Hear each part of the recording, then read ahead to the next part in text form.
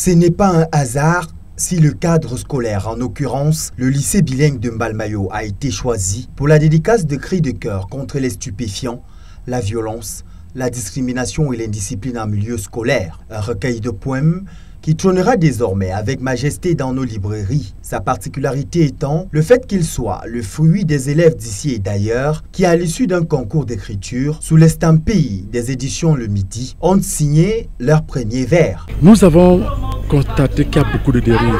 Et en recevant le texte des enfants, nous réalisons qu'à travers eux, ceux qui sont les cibles, leur voix peut sensibiliser non seulement les parents, les apprenants, le corps administratif, afin de trouver des solutions, de pistes de solutions à travers ce recueil de poèmes-là. Préfacé par Bertrand Pierre Soumbouangoula, directeur général de l'École nationale d'administration et de magistrature, dont la présence ici a rehaussé l'éclat de ces cérémoniales, la postface portant la signature de Rukaya Toussanda, c'est un recueil de poèmes qui donne le ton, fort des constats devenus routiniers pour les jeunes. En milieu jeune, on ne va pas parler trop d'inspiration parce qu'on vit ça chaque jour.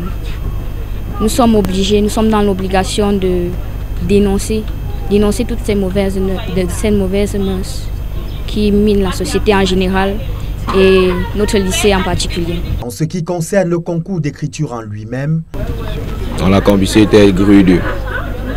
Elle était aussi amusante parce qu'on a pu découvrir beaucoup de personnes et on a été vraiment sensibilisés. Surtout que l'établissement hôte n'échappe pas aux mots que les vers constituant les différents poèmes de ce recueil combattent. Au lycée bilingue de Mbalmayo, depuis que je suis là, il y a eu quelques problèmes de violence en milieu scolaire. Vous savez que le lycée bilingue de Mbalmayo est comme tous les autres établissements. Et ce que nous voyons, c'est que c'est en train de diminuer à cause des mesures que nous avons prises par rapport à la lutte contre ces violences. Faisant don de cette initiative que portent les éditions de Midi, un plus, mais aussi une fenêtre pour ces jeunes qui, au-delà de signer leur première dédicace, contempleront avec fierté l'un des premiers fruits de leur savoir savant. N'est-ce pas inspirant pour les autres?